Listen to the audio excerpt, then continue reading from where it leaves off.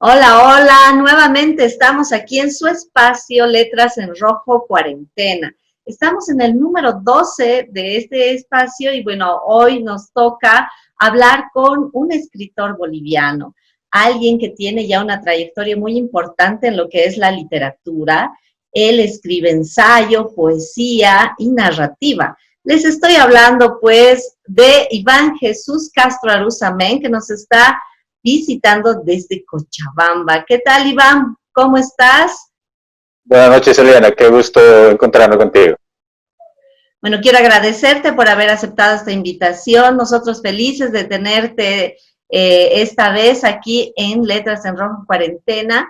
Y bueno, como su nombre lo indica, nosotros queremos saber cómo estás pasando esta cuarentena, cómo se está viviendo también esta cuarentena allá en Cochabamba. Sé que has estado mucho tiempo en la casa solamente sin ir al centro de la ciudad.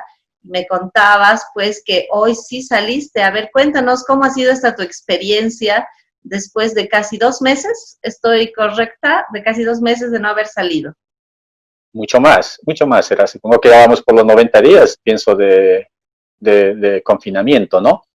Bien, en primer lugar, muchísimas gracias, Eliana, por el espacio, por esta oportunidad de poder charlar sobre lo que nos gusta, la literatura, finalmente nuestra experiencia de la vida. Eh, a ver, yo creo para mí fue una especie de corte en la vida rutinaria que uno tiene a veces por la vida normal, cotidiana, las clases, la casa, la lectura de los libros, el compartir con algunos amigos, encontrarse en un café, y todo aquello era mi vida normal y natural de todos los días.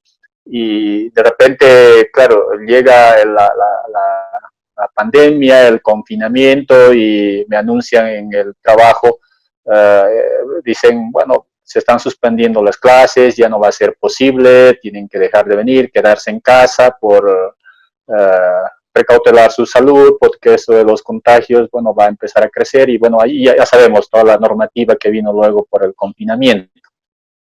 Entonces, claro, para mí personalmente fue una experiencia de decir, bueno, ahora tengo el tiempo para revisar libros, para hacer lectura minuciosa, volver a releer algunos textos que me gustaban y todo aquello.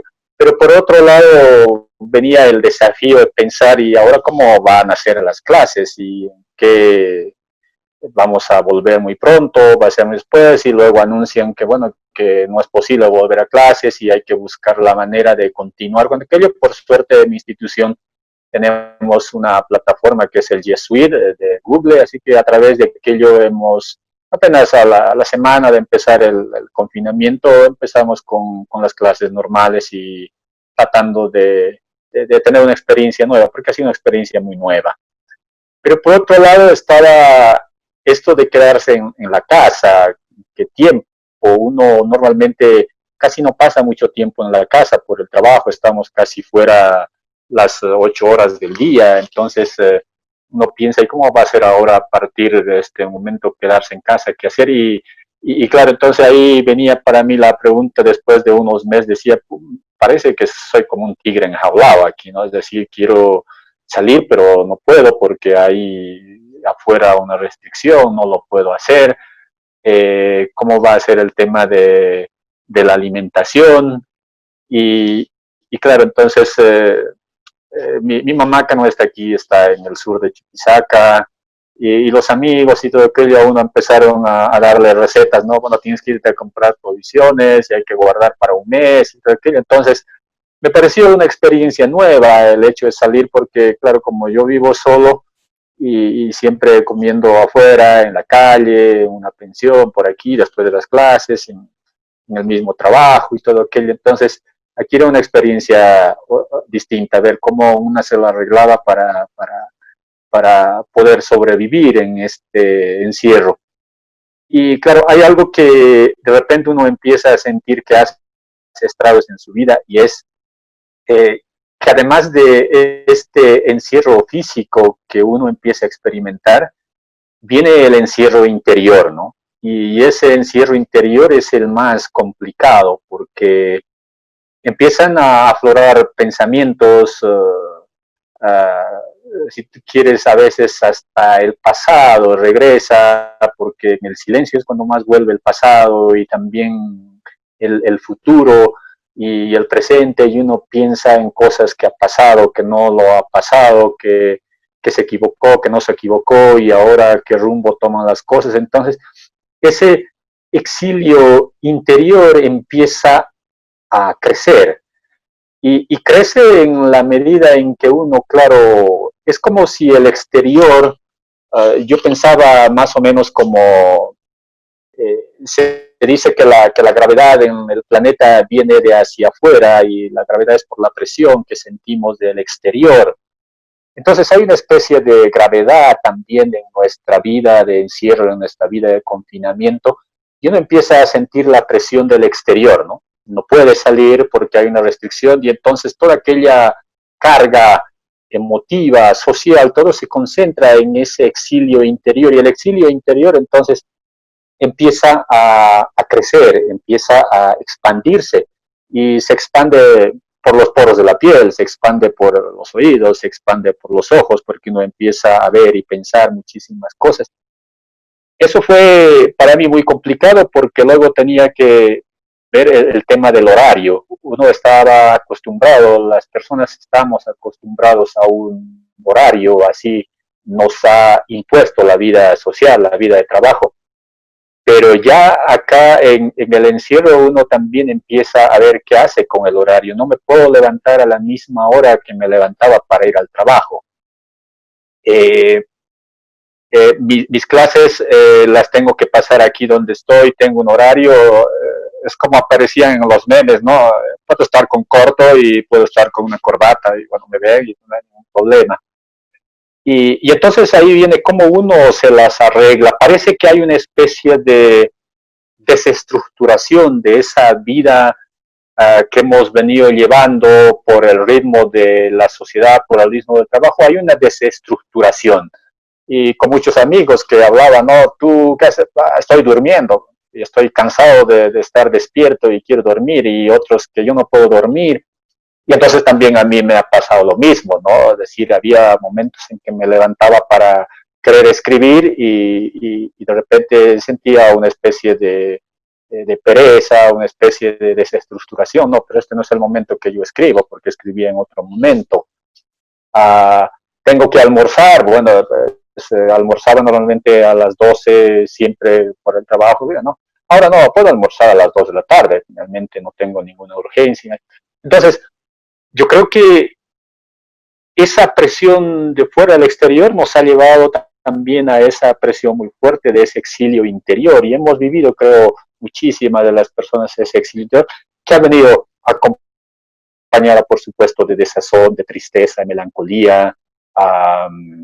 No sé, uno se pone a pensar en ese momento qué uno hace aquí con su vida, para qué estamos aquí, qué estamos haciendo, es real esto que está ocurriendo en el planeta, qué ocurre en la vida de uno, o qué pasa con nuestras relaciones con las personas.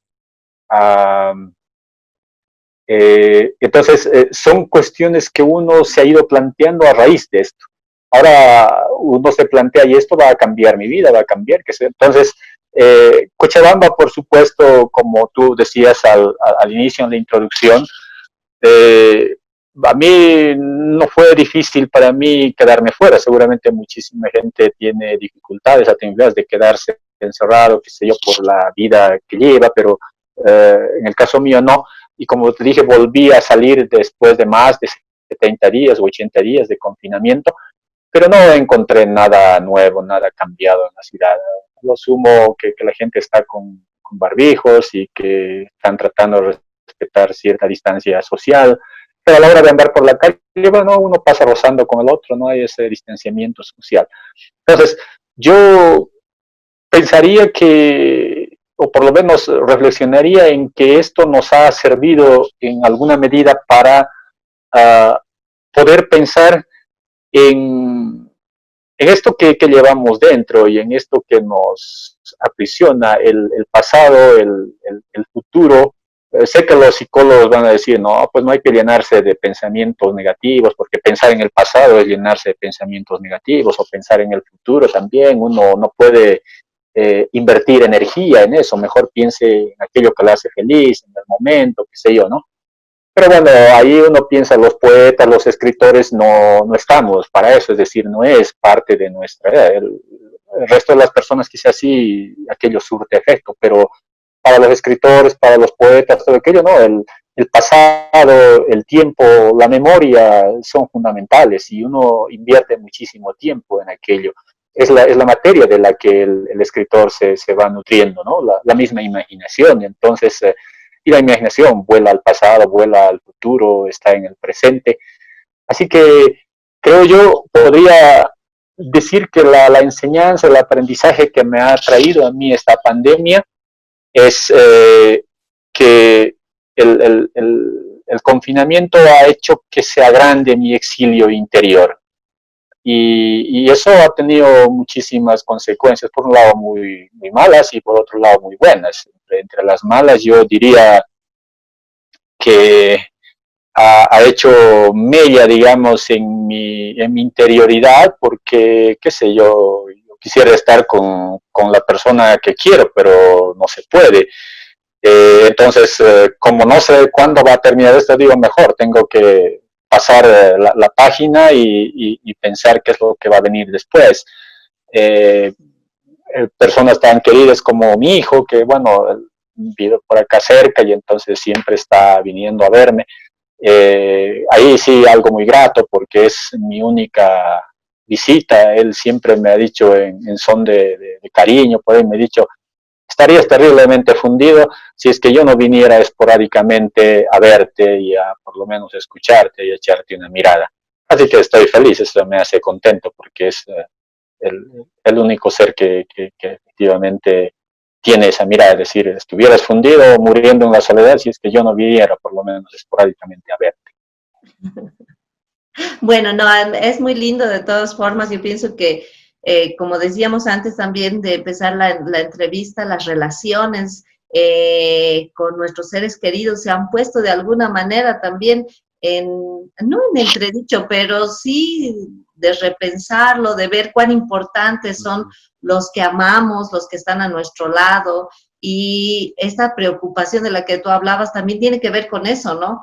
Mucha gente dice, no me importa a mí lo que me pasaría, pero sí lo que le pasaría al otro, al que amo, al que quiero que está a mi lado y qué pasaría si él o ella se enfermara, ¿no? Entonces uno como madre también tiene miedo por los niños, como padre por los hijos, entonces creo que esta introspección de la que tú nos hablas la ha vivido, creo, me animo a decir, muchísima gente en diferentes niveles, ¿no?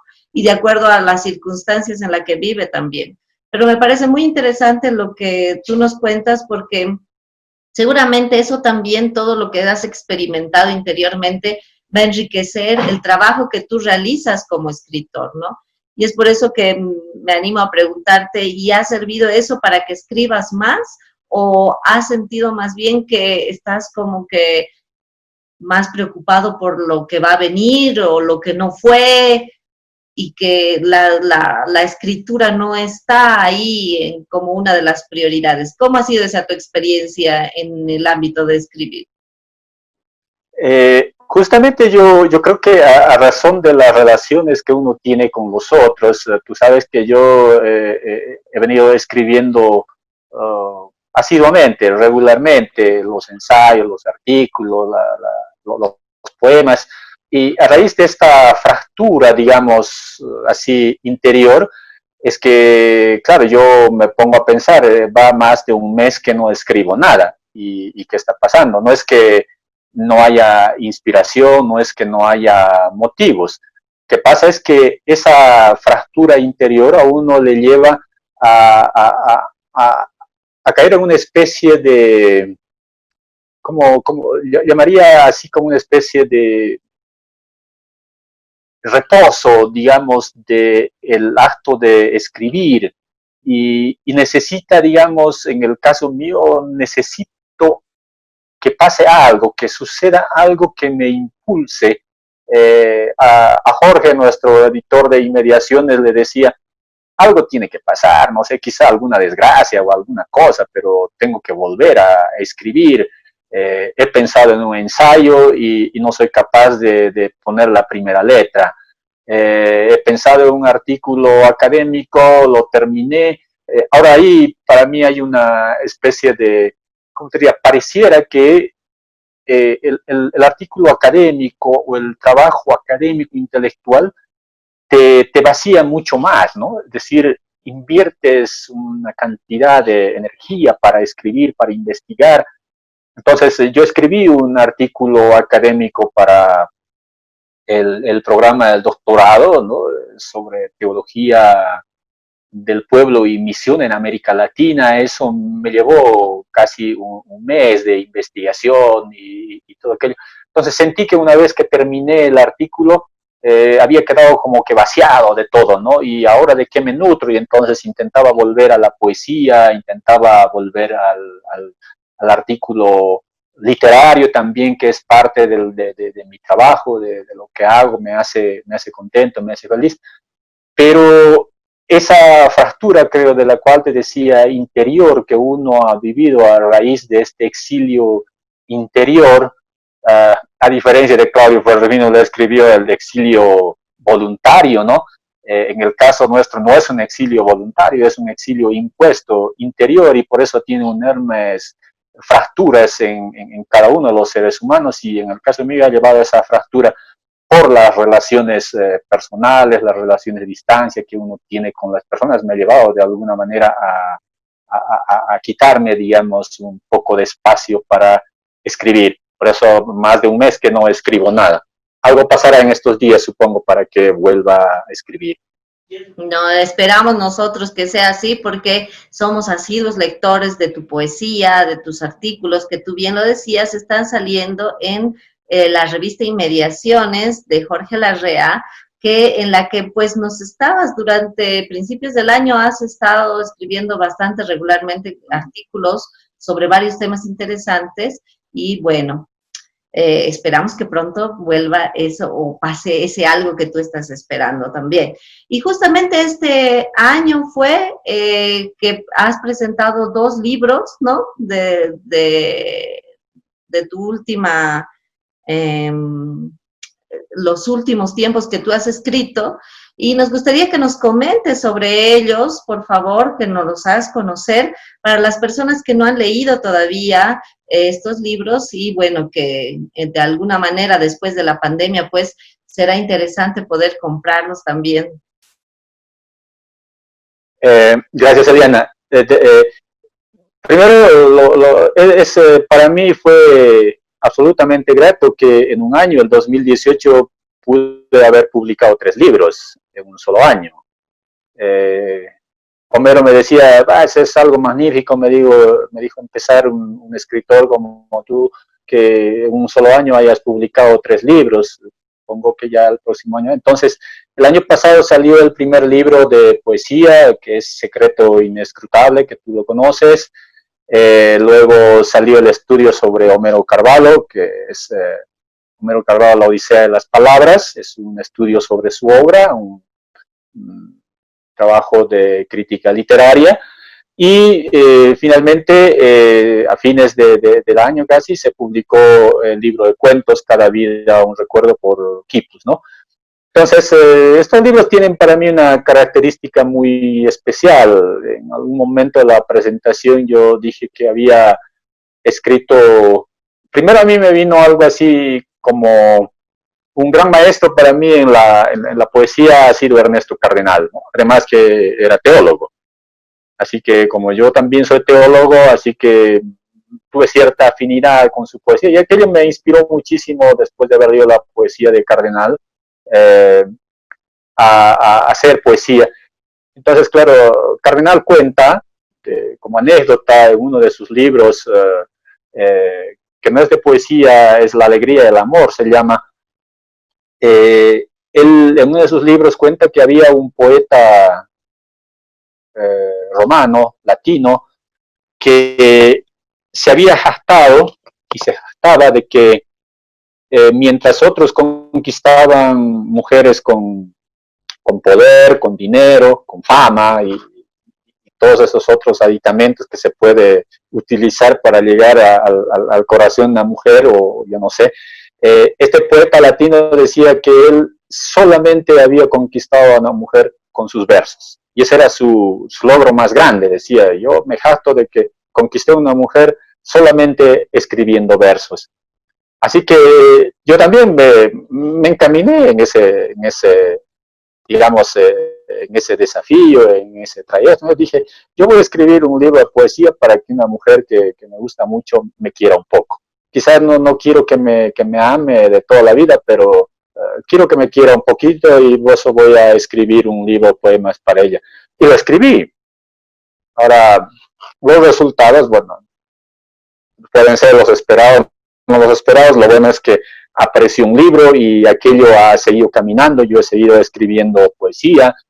Son ya 5 libros de poesía que la editorial Verbo Divino los va a ir publicando regularmente, un año o 2 libros por año. Estaba programado para este mes de marzo que saliera el segundo libro, Peregrino del Aire, pero esto del confinamiento de la pandemia no ha permitido, supongo que muchos proyectos de mucha gente también ha quedado trunco, así como este libro. Entonces ese libro de poesía, el primero lo escribí con esa intención el año pasado, ¿no? De Obviamente enamorar a una empecé a mujer. escribir, quería que una mujer me quisiera un poco, por lo menos lo que no podía decirle de frente, quería decirle a través de la poesía, y se lo dije todo. Pues ahí está dicho todo en la poesía. ¿Cómo lo habrá tomado? No lo sé. Eh, y luego vino este estudio sobre Homero Carvalho. Obviamente yo Homero conozco un autor de muchísimo tiempo. Él es un conocido desde los primeros años de la década del 2000.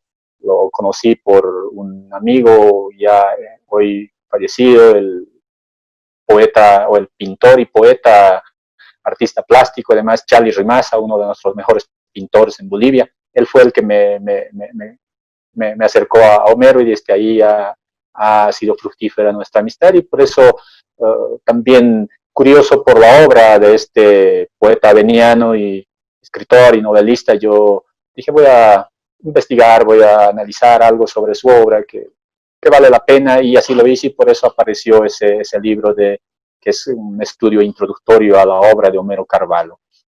Y luego apareció el libro de cuentos, Cada vida un recuerdo, que son cuentos que uno los recoge. Yo por lo menos los escribí, creo, de esos primeros años de experiencia, estar en la ciudad, de tener la experiencia de los estudios de la universidad y todo. Entonces, ahí se mueve ese libro de relatos, ¿no? Que realmente sirve, a uno le ha servido, a mí me ha servido para decir muchas cosas que claro, como un hombre que viene de las provincias, soy un campesino, educado, eso lo dije alguna vez comparándome con García Linera, dije, bueno, yo soy muy hombre, a mí me gusta mucho las mujeres, pero también soy un campesino que ha leído muchísimo y que si él había leído no sé cuántos libros, dijo que eran 5.000, alguna cosa por ahí, ¿no?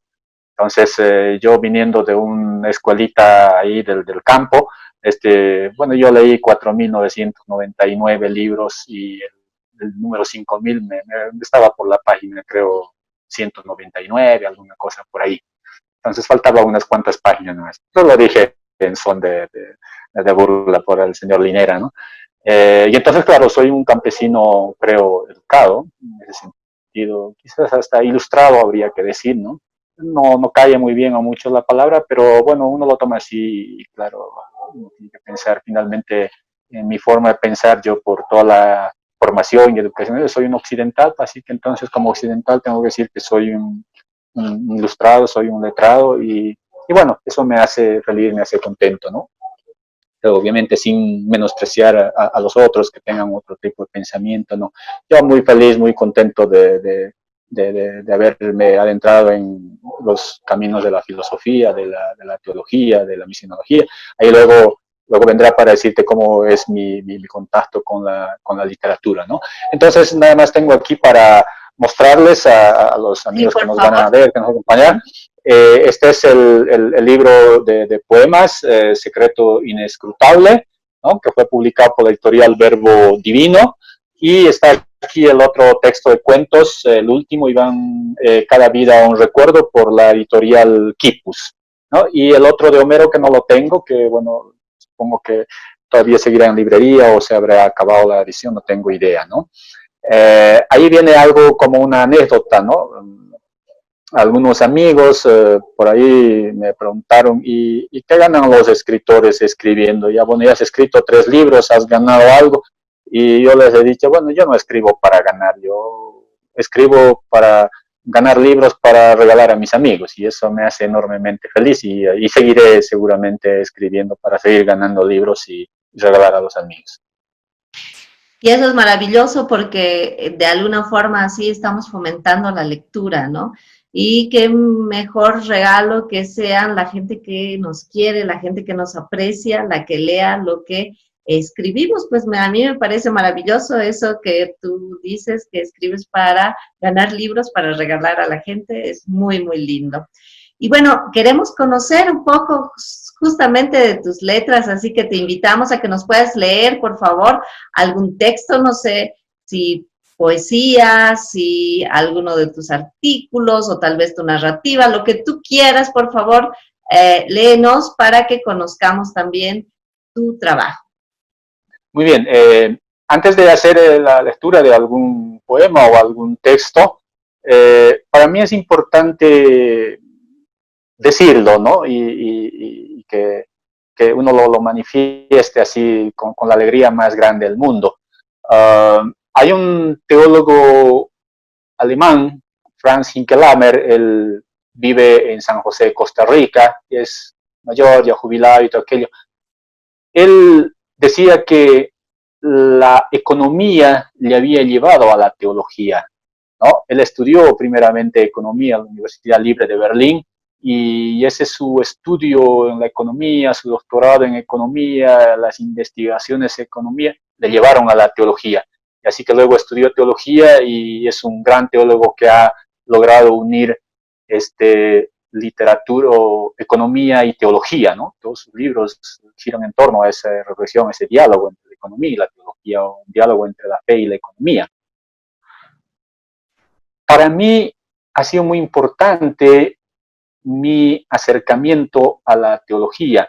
Yo creo que la teología fue la que me llevó a la literatura, aún a pesar de que estudié filosofía y letras, pero fue la teología la que me impulsó a adentrarme más en la literatura y el gusto por la literatura. Yo sé que uno puede pensar, bueno, cuando estaba en el colegio, era chango, vino un libro, otro así, nos despierta la curiosidad, etcétera. Pero ya en mis estudios de teología yo descubrí autores como Joseph Ratzinger, teólogo alemán, y muchos otros teólogos que encontraba en sus libros siempre referencias a la literatura, ¿no? Estaban los realistas rusos, o siempre aparecía alguna obra clásica, siempre. Entonces yo pensaba, ¿por qué los nombran? ¿Por qué aparecen esos textos literarios en una reflexión teológica? Y entonces esto es lo que me llevó a mí a la literatura, a adentrarme más a buscar.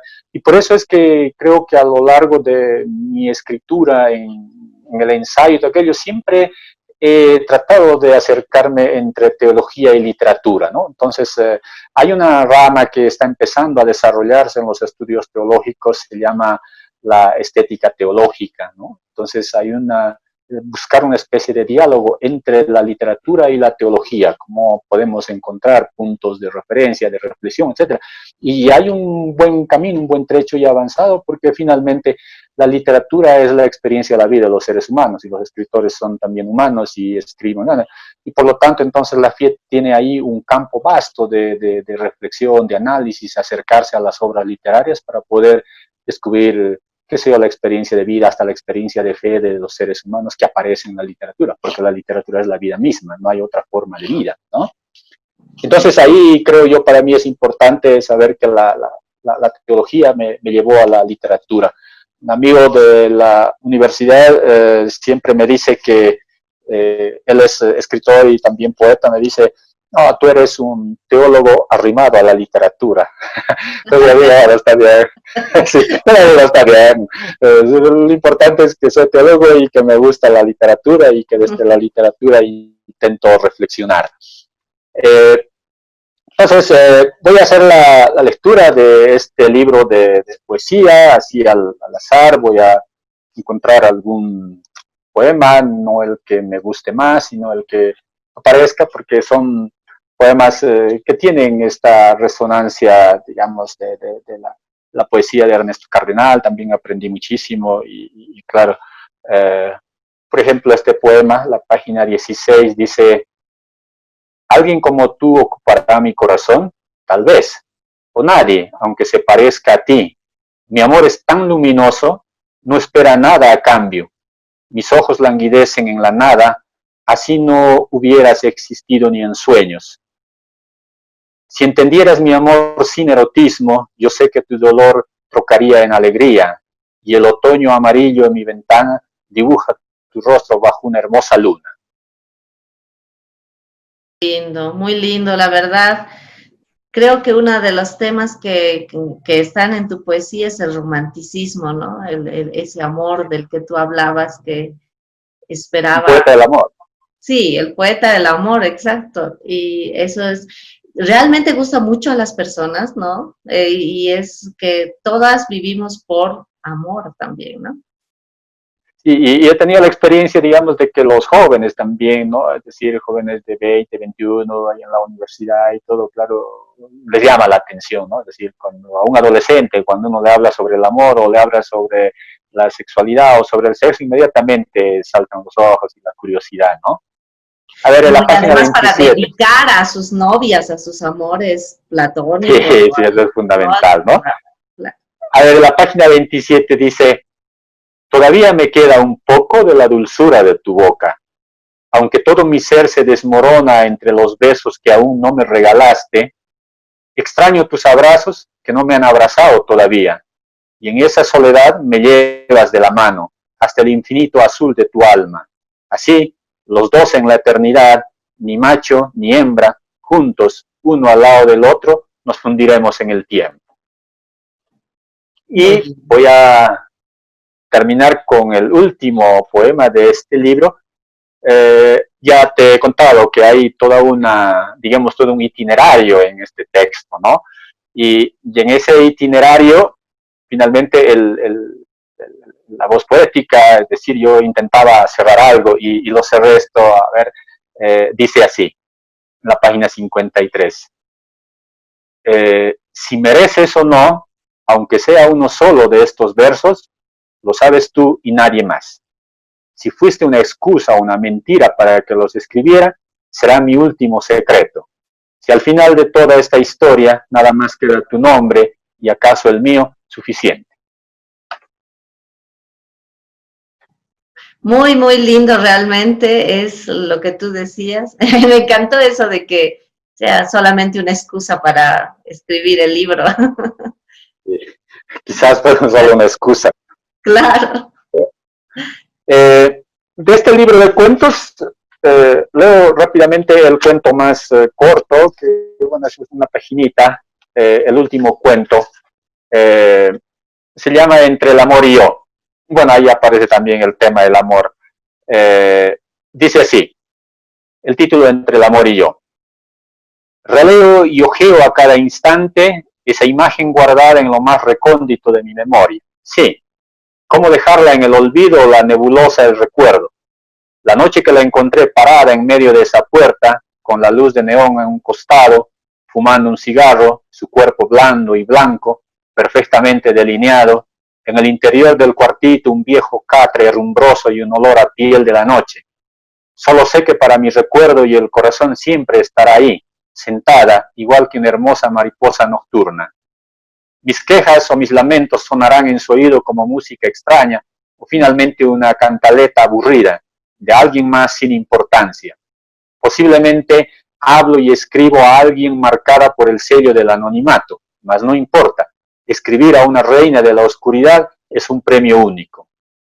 Quiero plasmar en estas líneas la sencillez de quien solo busca gritar, desahogar, expulsar los demonios, amores, ardiendo en su alma. Ahora cuando pienso en ella, alrededor de mi mente gira su aroma, sus ojos, su rostro. Todavía recuerdo cómo llegué a aquella fría noche de julio, noche en que me envolvía un vaho de pena y un poco de locura. La encontré como flor con pétalos trémulos, la miré y me enamoré. Era igual que una noche limpia y llena de estrellas, pero ¿quién soy yo para decirle hoy estas palabras cuando ya no importa y posiblemente el calor ya está descomponiendo el cuerpo en el que abandonaba al silencio absoluto? Cuando escucho una salsa erótica o un bolero, inmediatamente me consume su ausencia. Si fuera posible romper el tiempo y volver atrás con el solo hecho de pensar, me imagino llegando delante tuyo, agarrarte fuerte contra la pared, decirte despacio con el corazón arrancado de mi pecho, aún sangrante entre mis dedos. Sabes, tú no tienes la culpa de haberme llevado hasta tu pecho, fue la casualidad, la noche, tus ojos, tu infinita paciencia para acogerme, tu magia curando mis heridas. Son las 3 de la madrugada y te sigo con el pensamiento a donde vayas, aunque ni siquiera sé dónde vives, si tu nombre es ese tu nombre, si amas a alguien, si lloras o ríes, si sufres por las noches esperando que pasen pronto las horas. Me muero por volver a verte, y no es el sexo que me atrae y arrastra hacia ti como un imán al que no puedo rechazar, es algo más. Es algo que llevas tatuado en tu voz, algo así como una gota de ternura que alcanza a mojar toda mi soledad. Soy ese que la tristeza acabó por arrimarle al fondo de la desesperación y aunque hubiera deseado ahuyentarla con un abrir y cerrar de ojos, no pude. Sé que mi lado oscuro del corazón me lleva por caminos que nunca he recorrido. Siento un dolor horrible, pero no quiero decirte el por qué, aunque sospecho que has empezado a adivinarlo, pero mejor que sea así, disimulado, por lo menos sobreentendido. Mujer, las muchas manos que han palpado y palparán tu delicado cuerpo no lograrán ser sino solo eso, dedos andando ciegos por tu piel. Tú eres para mí, no sé hasta cuándo, un amor real, más real que la vida misma. Pienso que los hombres pasan y pasan por el río de tu vida, ciegos, mudos, fríos, crispados a tu sexo, sin mirar tu corazón, mas yo también, seguramente igual que todo en la vida. No seré más que una mercancía de noche, y posiblemente nuestra relación no pase de ser simplemente comercial, sexual. Dulce mariposa nocturna, miro tus ojos, saboreo tu aliento a sueño y cansancio, y espero que sepas perdonar esta nostalgia mía por ti. Mas no importa que nunca hayas pensado en mí. ¿Qué puedo llegar a hacer para tus noches? Nada. Tú tienes otra vida, muy cercana a la mía, o tan distante que se parecen al agua y el aceite. Eres un dulce veneno que no puedo rechazar y el corazón se me estremece cuando pienso solo en tus ojos y tu cabello. Hace tiempo a un poeta argentino que quedó ciego ya en el ocaso de su vida, un día cuando le preguntaron que si alguna vez se había enamorado, respondió así: esa mujer me duele todo el cuerpo. Cuánta razón tenía, porque a mí no sé desde cuándo me duele no solo el cuerpo, sino hasta la vida misma, esta existencia que llevo marcada por el silencio y la melancolía. Quiero que me veas un momento, no a los ojos ni al rostro, ambos los tengo cansados. Mira un poco más allá, entre la noche y el día, entre mi tristeza y alegría. Seguramente encontrarás un ser que ama, sufre, llora, volcado sobre sus libros en medio de una melodía amarillenta, dándole vueltas y vueltas a esta vida que le tocó vivir, con razón o sin ella. Amo tus ojos, el perfume que impregna tu cuerpo, amo tus labios, amo toda la pureza y el dolor que hay en ti. Si te digo que hago un esfuerzo de animal por alejarte de mi existencia, no se lo digas a nadie, será mejor así. Mientras la vida nos siga juntando allá donde nos conocimos, no dejaré de ir a verte. Esa mujer me cobijó, cuidó y mojó con el calor más fulminante de su cuerpo. Una noche cuando vagaba yo sin rumbo, sin patria, sin familia, sin amor, con mis pensamientos apretados, arrinconados en la memoria. Esa mujer a quien le debo un instante de felicidad que alcanza los 4 puntos cardinales de mi vida entera, tiene alas, ojos, lengua y el sabor de una mariposa nocturna. Gracias, Eliana. Qué interesante, pues ese amor en parte platónico, en parte prohibido, las metáforas. Eso es lo interesante que yo siempre digo, las personas que escriben poesía y también narrativa tienen ese poder de llevar esas maravillosas metáforas de la poesía a la narrativa y eso hace pues que el texto cobre otra vida, que tenga otro tinte, que sea tan interesante y hermoso al mismo tiempo, ¿no? Me gustó muchísimo el cuento y me imagino también que les gustó o les va a gustar a las personas que nos van a ver en el espacio de YouTube. Recuerden este libro, Cada vida un recuerdo, editado por Kipus, y que van a poder encontrarlo también cuando pase toda esta pandemia en las librerías de Editorial Kipus que están en varias ciudades de Bolivia. Así es, Elian.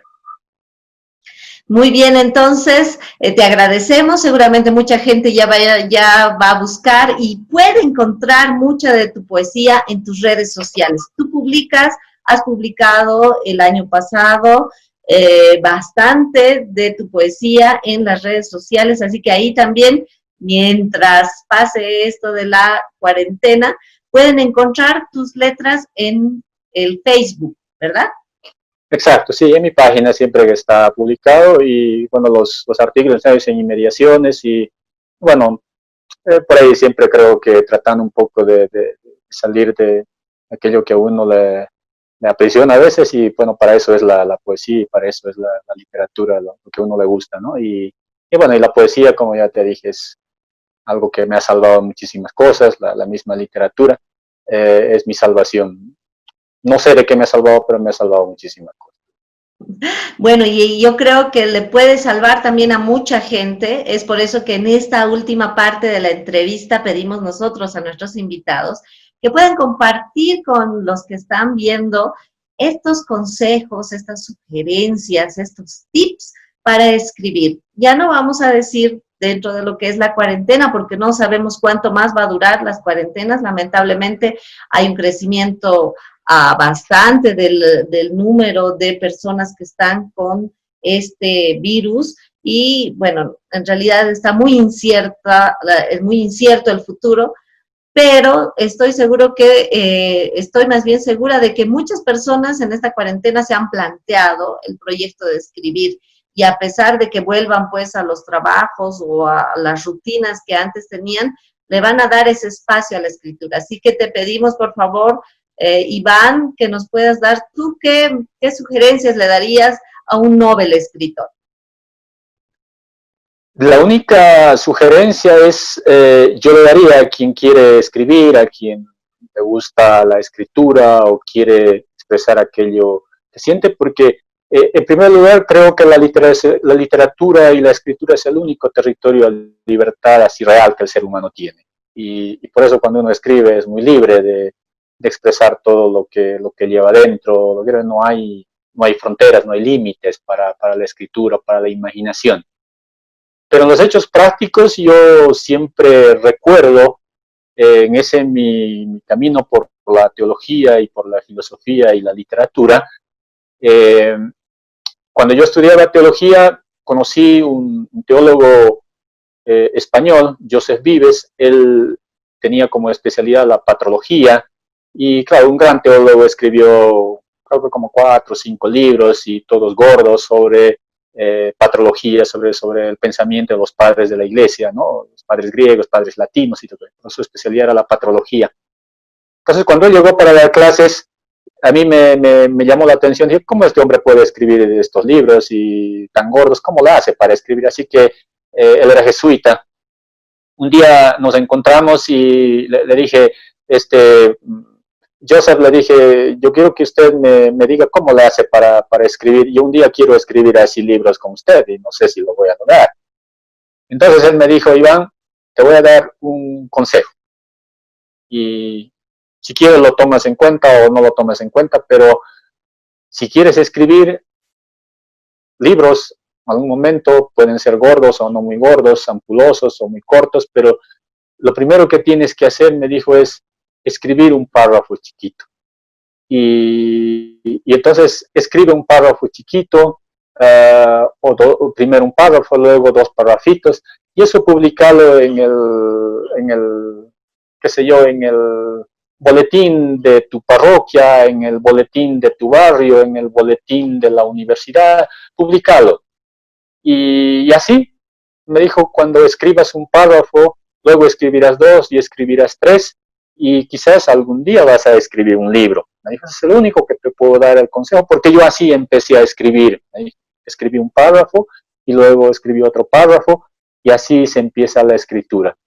Y eso yo lo tomé en serio, y me gustó muchísimo, y ha sido como una receta de mi vida que no la he olvidado. Y entonces, por eso es que siempre pienso cuando empiezo a escribir un artículo o empiezo a escribir un ensayo, siempre pienso en el primer párrafo y digo, si empiezo con el primer párrafo, seguramente voy a continuar con el segundo y el tercero y así terminaré.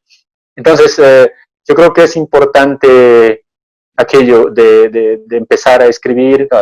Ahora, obviamente que la lectura es muy importante. Yo creo que la lectura nos abre un montón de puertas, un montón de posibilidades para poder comprender la realidad, para comprender mejor al ser humano, comprender la sociedad y todo aquello. Entonces, los libros guardan todo un mundo, todo un universo que cuando uno se adentra en aquello es maravilloso. Entonces, yo ya no quiero, digamos, referirme al canon que tenemos, ¿no? Tú sabes que en filosofía y letras uno estudia, debe leer a los clásicos, así una visión muy lineal de la literatura, ¿no? Yo me quedaría con la enseñanza de Charlie Rimasa, que era un lector empedernido. Él siempre preguntaba a las personas que se encontraba, ¿qué está leyendo? ¿No? Y entonces había alguno que no sabía qué responder. Eh, entonces yo creo que el texto, la lectura tiene que ser aquello que cause placer en el lector y ese placer, como decía Roland Barthes, está entre el texto y el lector.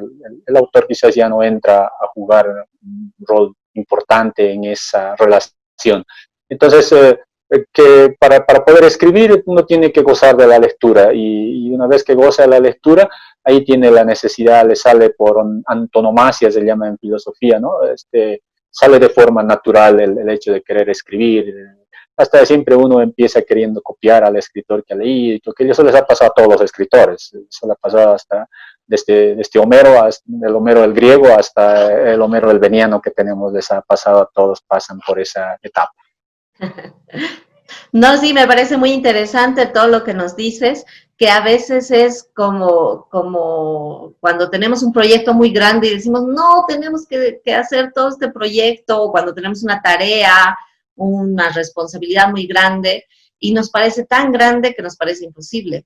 Pero si iríamos haciendo un paso cada día, ¿no? Si nos concentramos en el primer paso, pues vamos a empezar el proyecto. Y eso me parece maravilloso lo que nos dices del primer párrafo, de escribir el primer párrafo y de ahí pues va a seguir creciendo nuestra escritura a varios párrafos, ¿no? Y bueno, maravilloso, y lo de la lectura obviamente también muy interesante, que realmente coincido contigo que tenemos que leer lo que nos gusta. Y hay tantos géneros en la literatura, hay tantos autores, y con el internet que tenemos a la mano, muchísima literatura, pues podemos escoger qué leer y qué nos da placer leer, porque justamente si nos animamos a escribir, seguramente también va a estar por esa línea lo que vamos a escribir. Entonces, qué mejor que leamos lo que nos guste muchísimo.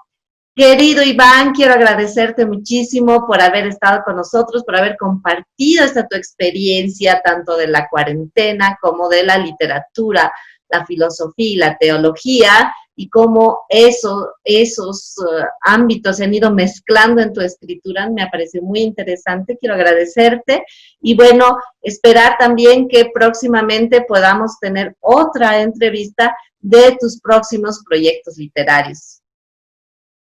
Muchísimas gracias, Eliana, y agradecerte por este espacio y muy alegre, muy contento de haber compartido mi experiencia con la literatura, con la lectura y con las letras. Bueno, muchísimas gracias también a ustedes que nos están viendo, que nos van a ver a través del canal de YouTube Eliana Sosa Martínez. Ya saben, si quieren seguir con estas entrevistas, tienen que suscribirse al canal y así van a poder ver las próximas entrevistas, pero también las que hemos hecho ya anteriormente. Conmigo va a ser hasta la próxima semana. Veremos a quién invitamos para hablarnos sobre letras, sobre literatura. Los espero en este espacio de Letras en Rojo en Cuarentena.